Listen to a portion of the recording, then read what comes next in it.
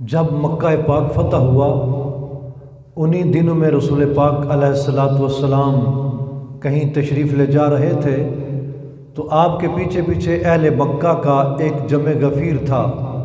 بہت سارے لوگ رسول کائنات علیہ الصلاۃ والسلام کے پیچھے پیچھے ادب کے ساتھ احترام کے ساتھ جا رہے تھے۔ راستے میں آگے ابو سفیان تھا۔ یہ دیکھ کے ابو سفیان کے دل میں خیال آیا کہ اب میں اگر اپنا لشکر اکٹھا کر لوں، اپنے لوگ اکٹھے کر لوں اور ان لوگوں پر حملہ کر دوں، بس وہ سوچ رہا تھا، اس کے دل میں یہ خیال تھا تو رسول پاک علیہ الصلاۃ والسلام چلتے چلتے بالکل ابو سفیان کے قریب پہنچ گئے اور قریب پہنچ کر اللہ کے پیارے محبوب نے اپنا دست مبارک اس کے سینے پہ رکھا، اپنے ہاتھ مبارک سے ابو سفیان کے سینے پر ٹھوکر لگائی، ضرب لگائی اور فرمایا اذ یخزیک اللہ، اے ابو سفیان اگر تو ایسا کرے گا تو اللہ تعالیٰ پھر تجھے رسوا کرے گا۔ جب ابو سفیان نے یہ بات سنی تو کہنے لگا اتوب الی اللہ تعالی واستغفر اللہ، میں اللہ کی بارگاہ میں توبہ کرتا ہوں اور معافی مانگتا ہوں۔ یا رسول اللہ یہ بات تو میں نے کسی کو بتائی نہیں تھی، یہ تو میرے دل کی بات تھی، ابھی تک میری زبان پہ نہیں آئی تھی، یہ میرے دل کا خیال تھا، یہ میرے دل کا راز ہے۔ اگر تم دل کی بات جان سکتے ہو، دل کی بات جان لیتے ہو تو اس کا واضح مطلب ہے کہ تم اللہ کے سچے نبی ہو، لہٰذا میں یقین سے کہتا ہوں کہ تم اللہ کے سچے نبی ہو۔ اس واقعے میں دیکھو رسول کائنات علیہ الصلاۃ والسلام ابو سفیان کے سینے پہ ٹھوکر لگاتے ہیں تو اس ٹھوکر کی برکت سے، اس ضرب کی برکت سے ابو سفیان کے دل میں پیدا ہونے والے سارے وسوسے ختم ہو جاتے ہیں، سارے گندے خیالات دور ہو جاتے ہیں۔ تو آج کل سیفیوں پہ اعتراض ہوتا ہے کہ یہ سینے پہ ہاتھ رکھتے ہیں، سینے پہ ٹھوکر لگاتے ہیں۔ بھائی یہ تو رسول کائنات علیہ الصلاۃ والسلام سے ثابت ہے، سینے پہ ٹھوکر لگا کے وسوسے ختم کرنا یہ تو اللہ کے محبوب کی سنت ہے، یہ کوئی نیا کام نہیں ہے جو سیفی کر رہے ہیں، یہ رسول اللہ کی سنت ہے۔ پیارے آقا علیہ الصلاۃ والسلام حرم پاک میں مسجد حرام میں تشریف فرما ہیں اور جناب ابو بکر صدیق رضی اللہ تعالی عنہ اپنے والد گرامی کو لاتے ہیں جو نابینا بھی تھے اور بوڑھے بھی تھے، شیخ فانی تھے۔ وہ ابو بکر صدیق ان کو پکڑ کے تشریف لا رہے ہیں تاکہ پیارے آقا ان کو کلمہ پڑھائیں، ان کو مسلمان کریں۔ اللہ کے محبوب دیکھتے ہیں تو اللہ کے محبوب نے فرمایا اے میرے پیارے صدیق، اگر اس بوڑھے کو تم اپنے گھر میں رکھتے میں خود چل کے تمہارے گھر جاتا اور ان کو کلمہ پڑھا کے آتا، لیکن اللہ کے پیارے محبوب کی بات سن کر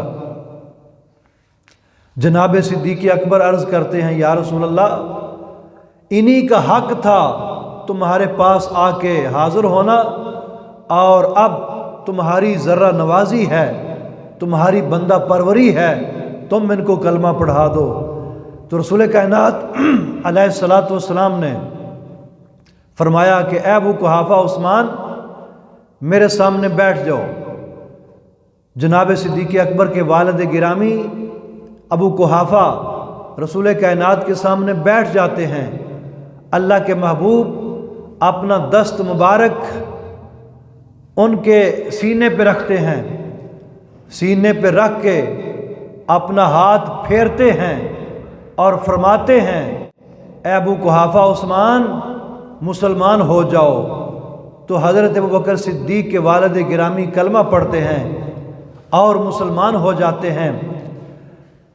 آج سیفی حضرات بھی سینے پہ ہاتھ رکھتے ہیں اور ہاتھ پھیرتے ہیں تو لوگ اعتراض کرتے ہیں کہ یہ بڑا عجیب معاملہ کرتے ہیں، کبھی ٹھوکر لگاتے ہیں، کبھی سینے پہ ہاتھ رکھتے ہیں، پھر اس ہاتھ کو پھیرتے ہیں، تو یہ سب کچھ تو اللہ کے محبوب کی سنت سے ثابت ہے۔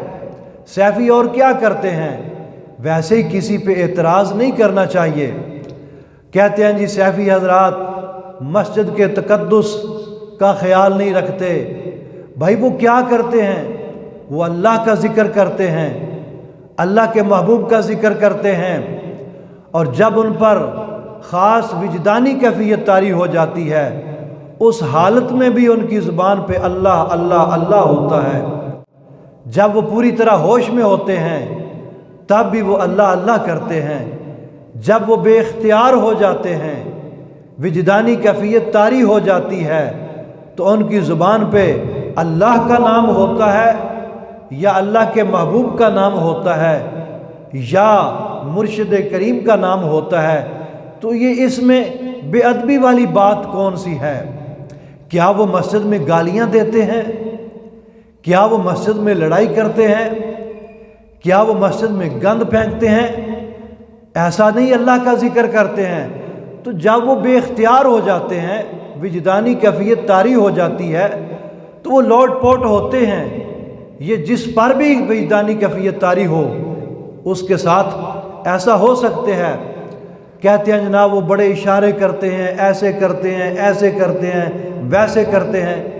بھائی یہ کون سی بات ہے؟ یہ میرا بھائی کوئی اعتراض والی بات نہیں ہے۔ کون سا عالم ہے جو اشارے نہیں کرتا؟ اب میں آپ کے سامنے تقریر کر رہا ہوں تو کتنے اشارے کر رہا ہوں۔ بڑے سے بڑا عالم تقریر کرتا ہے تو دوران تقریر کبھی ایسا کرتا ہے، کبھی وہ ایسا کرتا ہے، کبھی وہ ایسا کرتا ہے۔ تو جو بھی تقریر کرتا ہے جس مسلک کا ہوتا ہے وہ مختلف اشارے کرتا ہے، اعتراض نہیں ہوتا۔ تو اگر سیفی حضرات اللہ کے ذکر میں مگن ہو کر توجہ کی صورت میں اشارہ کر لیتے ہیں تو اس میں کون سی قباحت ہے؟ لہٰذا ویسے ہی کسی پر اعتراض نہیں کرنا چاہیے۔ سیفی حضرات سلسلہ عالیہ سیفیہ نقشبندیہ یہ اصل میں نقشبندی سلسلہ ہے۔